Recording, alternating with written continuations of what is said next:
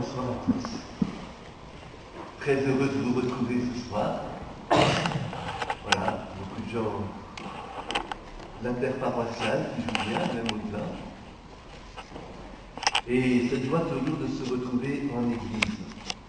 Alors la semaine dernière, dans la première rencontre, nous avons parlé de l'oraison. Qu'est-ce que c'est que faire l'oraison et qu'est-ce que l'oraison est en elle-même. Alors cette semaine, il faut admettre que il faut prendre votre courage à deux mains. Si vous avez de quoi écrire, eh bien faites-le pour garder l'attention. Aujourd'hui, notre thème, c'est foi et grâce baptismale. Il faut admettre que la grâce, dans la théologie, c'est sûrement une des parties qui m'a toujours le plus intéressé.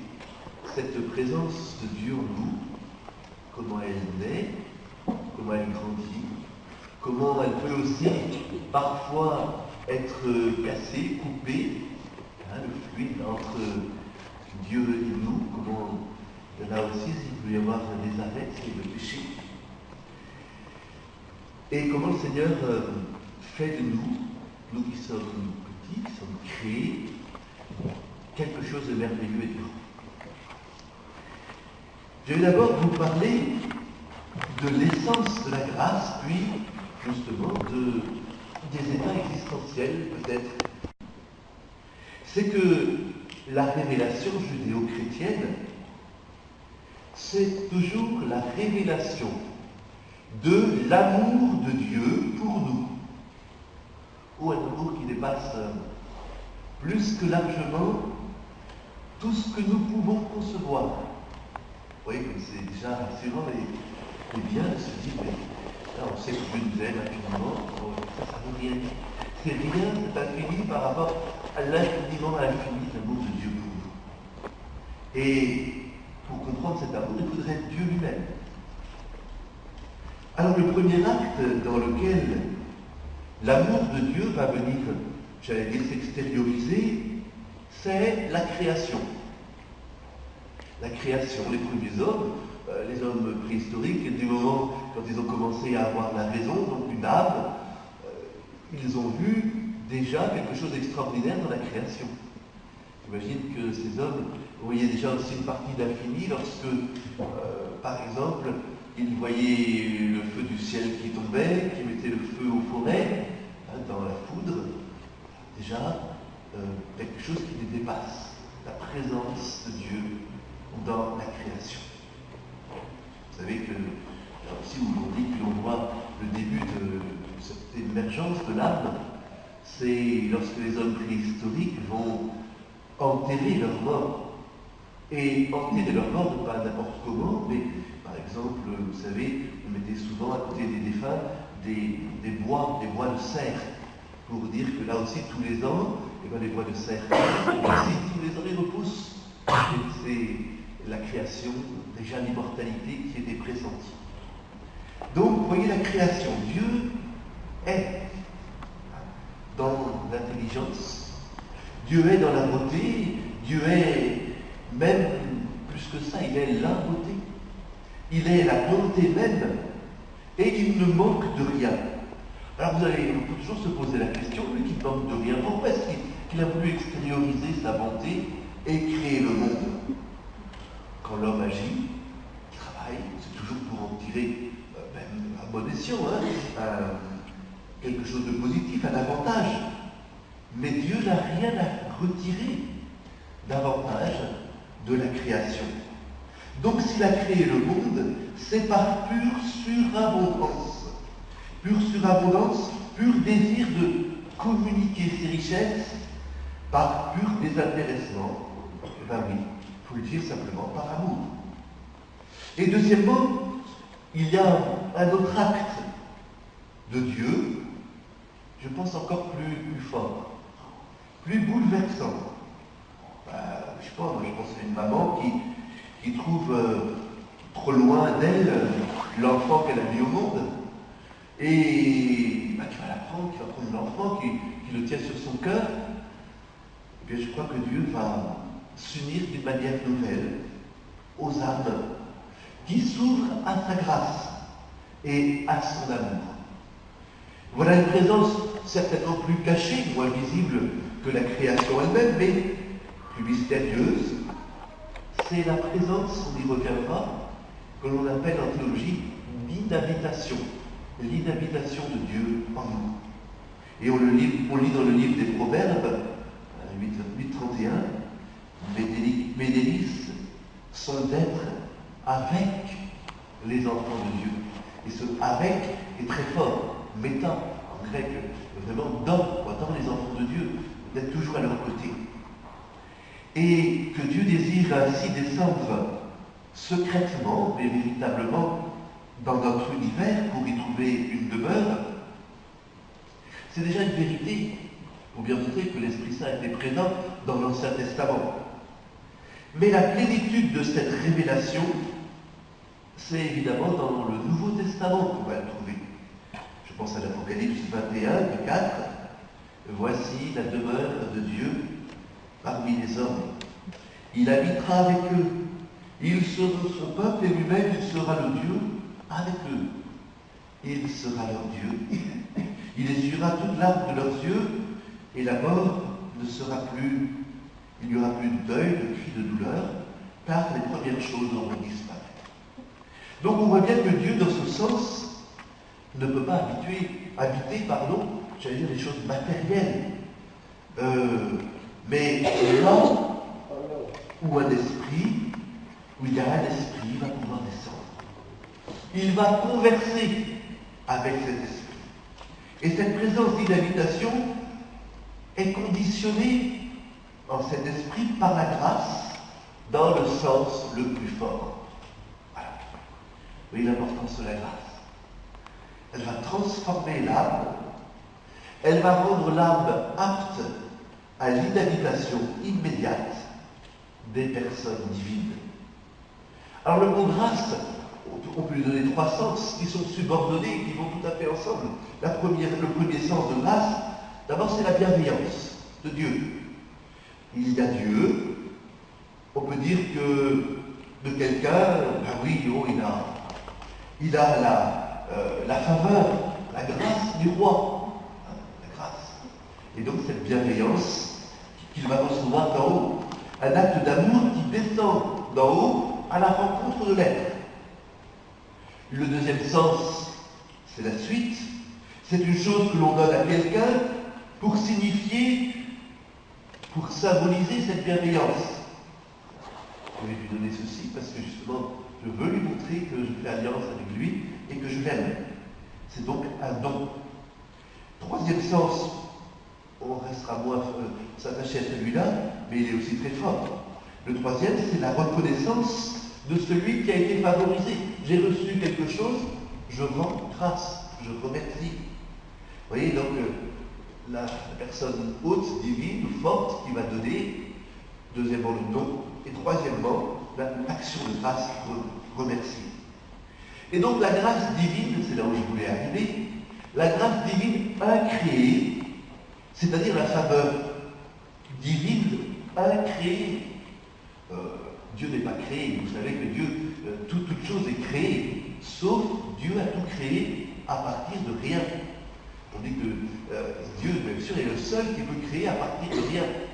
Si quelqu'un fait un beau tableau ou l'encadre, matériel.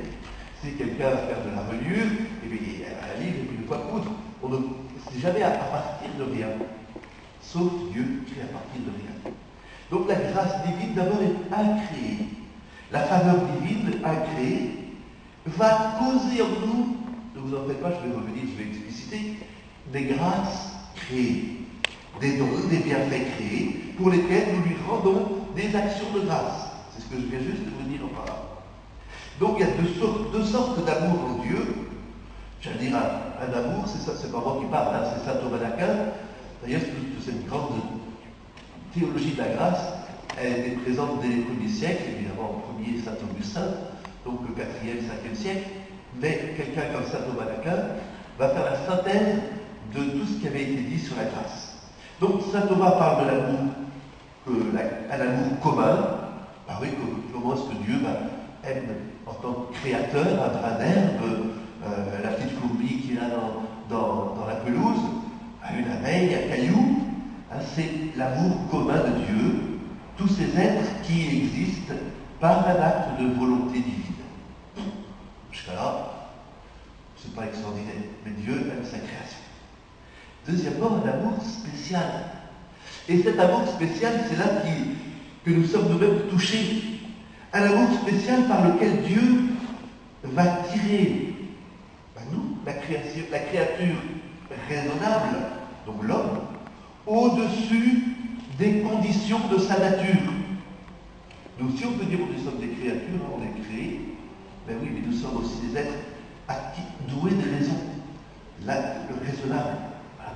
Donc, les êtres raisonnables, voilà que Dieu va revêtir cette créature raisonnable, la revêtir comme d'une nouvelle nature, l'introduire dans un nouvel univers. Il va la rendre participante de la vie divine en lui infusant une grâce créée. Alors la grâce créée, c'est une réalité, c'est une qualité, une lumière qui permet à l'âme de recevoir dignement en elle l'habitation des trois personnes divines. Donc il y a l'amour, la grâce incréée, Dieu, qui va nous donner quelque chose, qui nous donne un beau cadeau, un don, et qui en nous vont devenir des grâces créées. Saint Thomas dit que ce deuxième amour est absolu, car cette grâce nous apporte avec elle la Trinité tout entière. Un peu comme le soleil nous est donné lui-même dans son rayon. Et dès qu'il y a état de grâce, il y a une habitation des personnes divines. Et dès qu'il y a habitation, celle-ci va produire dans l'âme de celui qui la rend possible à recevoir même la grâce. Oui, c'est un peu compliqué, mais en même temps, tout est là. Dieu, en venant en nous, donne la grâce, et avec la grâce, nous avons Dieu. Bien sûr, nous portons, on se connaît tous, on porte cette grâce dans ce trésor, dans des vases d'argile fragiles, de Corinthiens 4.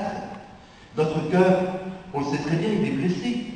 Il est blessé depuis la blessure originelle, aussi par les blessures accumulées de tous nos péchés passés.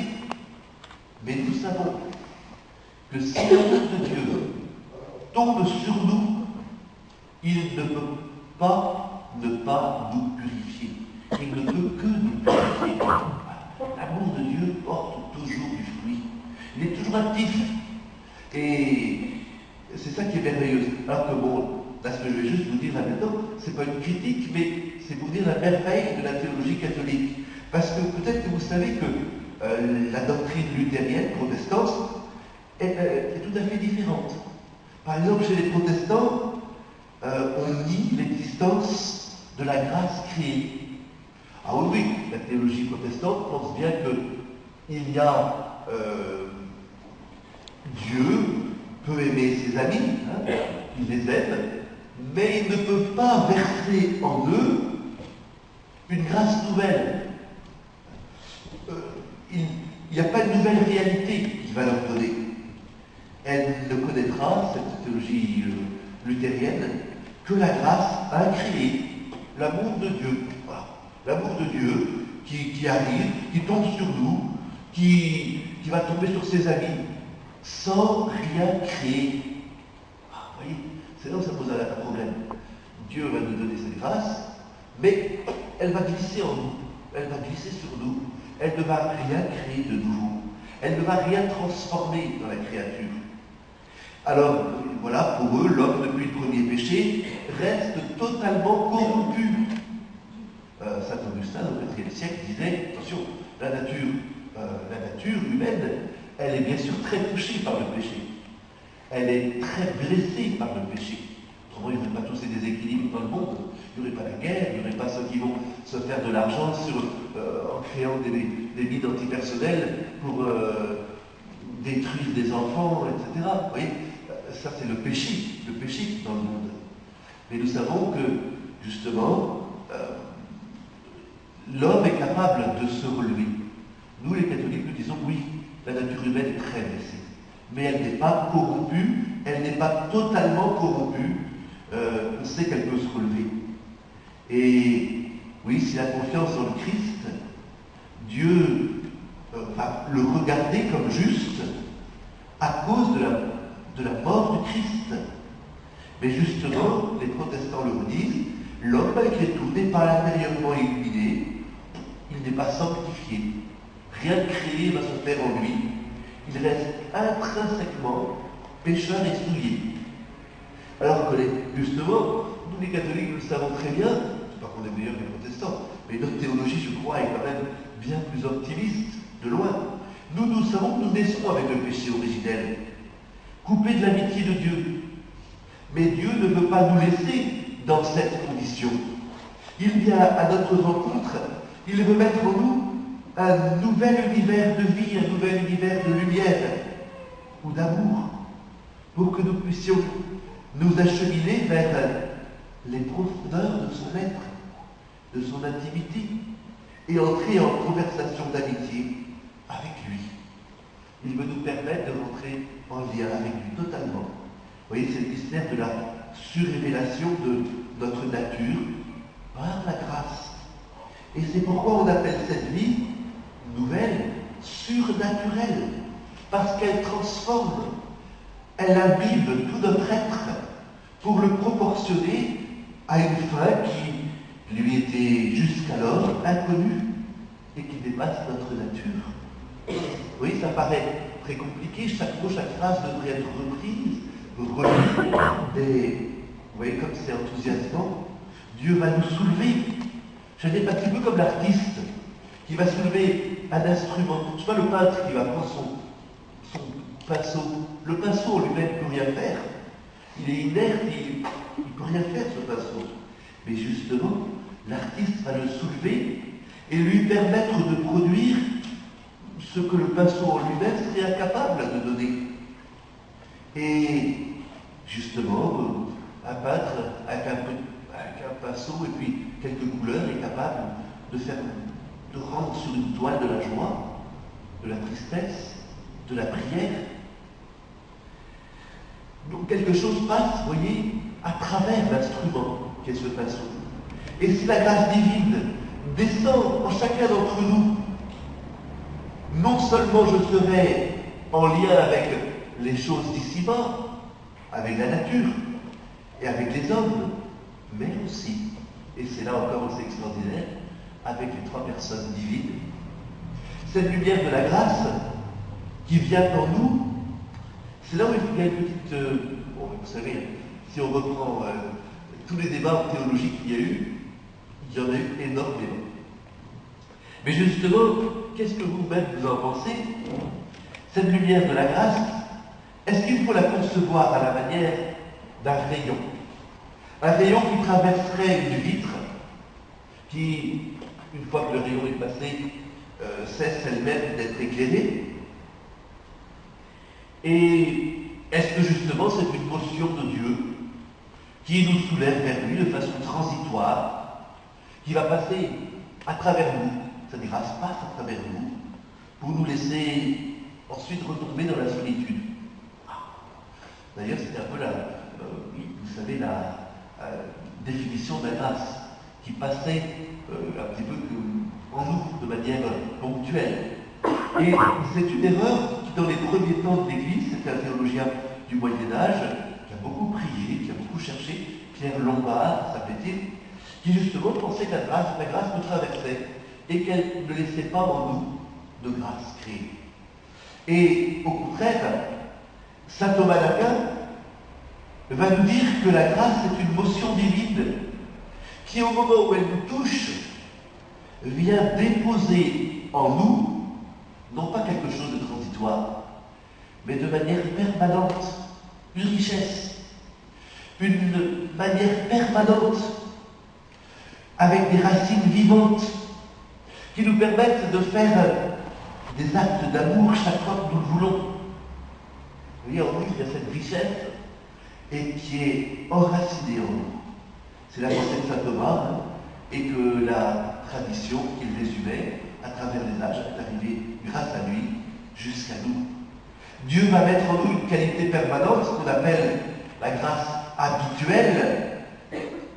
Habituelle, ça vient du latin habere, avoir. Donc la grâce habituelle, c'est la grâce que l'on possède, la grâce que l'on a. La grâce, c'est un habitus, un avoir, une richesse qu'on va posséder de manière constante et qui est source en nous d'activité. Quand j'en vois certains, certaines qui sont toujours débordant de joie, d'imagination, d'idées nouvelles pour leurs frères, pour les enfants au caté, pour les plus petits, pour les moyens, pour les grands, des gens les professeurs qui pour leurs étudiants, pour leurs lycéens, collégiens, tant d'autres métiers. Voilà. Ça, c'est de la grâce qui est en eux et qu'ils vont laisser le Seigneur développer. Et qu'ils vont laisser le Seigneur travailler en leur cœur. Imaginons un petit peu, imaginez que vous avez devant vous un arbre. Vous avez devant vous un arbre, je ne parle pas de celui qui est à côté du pont de recouvrance, en ferraille, où toutes les plantes en haut sont déjà crevées. Donc, un bel arbre vous avez devant vous. Et l'âme va représenter le tronc de cet arbre. Sur cet arbre, sur ce tronc, l'arbre, il y a des branches porteuses, des branches maîtresses, qui sont les facultés humaines. Les facultés, vous les connaissez, l'intelligence, la volonté, la sensibilité. Et la grâce dans l'essence de l'âme, du tronc, la grâce va venir dans ce tronc. Et ensuite va répandre dans toutes les facultés les vertus théologales infuses. Ce jour, c'est ce qu'on a développé avec les confirmants adultes mardi dernier au soir. La foi va se développer où? Dans l'intelligence. L'espérance et la charité vont se développer dans la volonté. Vous voyez, je crois que la grâce, c'est véritablement la participation à la nature divine. C'est d'ailleurs la définition habituelle qu'en donnent les théologiens. C'est la grâce, c'est un immense mystère qui est à la fois fini et infini. Pourquoi fini la grâce? Fini parce qu'elle va venir dans mon âme, qui est finie, parce que nous sommes limités, parce que nous sommes mortels.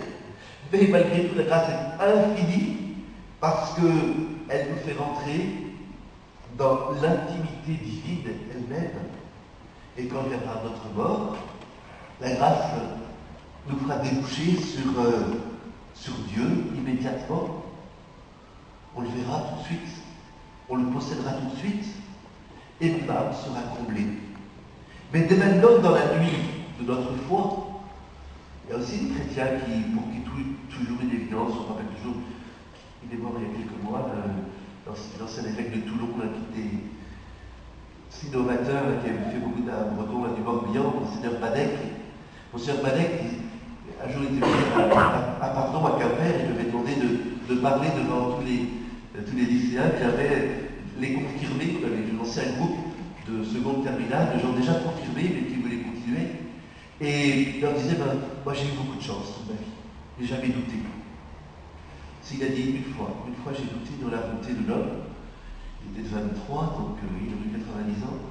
Et ici, j'ai douté quand j'étais plus jeune et que j'ai vu ces hommes qui revenaient par train entier des camps de concentration. Là, j'ai douté en homme. Autrement, je n'ai jamais douté en Dieu. Et dans des moments très difficiles, que déjà connaît un prêtre, on connaît un évêque, voilà, toujours cette confiance infinie en Dieu. Donc, on verra Dieu face à face. L'âme sera comblée. Mais combien d'autres, au contraire de Monseigneur Joseph Badec, me disent, mais moi, vous savez, dès que j'avance, c'est toujours dans la nuit. Combien de chrétiens auront toute leur vie, non pas cheminé dans la lumière, mais dans une vraie nuit, la nuit de l'âme. Il y a des fois les petits éclairs, heureusement, mais d'autres non. C'est vraiment la nuit. Et dans la nuit de la foi, c'est vrai que la grâce va être là quand même. Et Dieu continue continue, même dans la nuit de l'âme, à venir en nous. C'est l'inhabitation des personnes divines en nous. Et l'inhabitation des personnes divines, c'est donc là partout où il y a la grâce. Vous savez, les saints arrivent à une telle prise de conscience de ces richesses seulement à un certain moment. Et là, il semble que leur cœur est prêt à éclater, certainement. Et en même temps, Saint Jean de la Croix le dit bien, Dieu aussi peut nous conduire par des déserts. Et là, l'âme, la grâce, semble vraiment s'embellir dans l'âme. Alors, je pense qu'on peut dire aussi que en nous, il y a cette grâce, qui parfois dorment, comme je viens de le dire, mais qui à d'autres moments semble se réveiller. Et je pense que chaque communion devrait intensifier en nous la grâce et l'inhabitation des trois personnes divines en nous-mêmes. Nous devrions en revenir avec l'âme toujours plus creusée et la Sainte Trinité toujours plus en nous. Tels sont les dons que Dieu fait, j'aime dire à la moindre des âmes qui sortent du péché mortel. Vous savez, l'homme qui sort du confessionnal, qui a fait parfois une petite confession, une pauvre confession, il va, avec un amour peut-être bien faible, eh bien, il a reçu l'absolution, donc en lui, il y a la grâce. Donc en lui, il y a l'inhabitation, et l'une et l'autre ne demandent qu'une chose, c'est grandir en lui. Et comme c'est beau, le don de Dieu est toujours infini de son côté, et nous, comment est-ce que nous laissons la grâce vivre en nous? Comment la laissons-nous progresser? Voilà, j'arrive à la conclusion. On pourrait toujours faire un beau parallèle entre la vie selon la nature et la vie surnaturelle. Avec la naissance, c'est le baptême. L'accroissement de la force naturelle ou surnaturelle ici, c'est la confirmation. La nourriture, c'est l'Eucharistie. Et cela suffirait, sans mal, le baptême, avec confirmation Eucharistie, on pourrait en rester là. Ah, ça suffirait largement à la vie chrétienne de l'individu. S'il ne survenait pas le péché. Il y a le péché en nous qui sera toujours le problème et qui viendra un jour casser ce lien d'amitié que le baptême est entre Dieu et nous. Alors, comme le Seigneur a tout prévu, voilà qu'il nous donne deux remèdes. La pénitence, qui va rendre la vie à l'âme, et le sacrement des malades, qui lui aussi redonne la vie. Donc, trois des sacrements imprime dans l'âme un caractère ineffaçable, l'ordre, l'ordination, le baptême et la confirmation.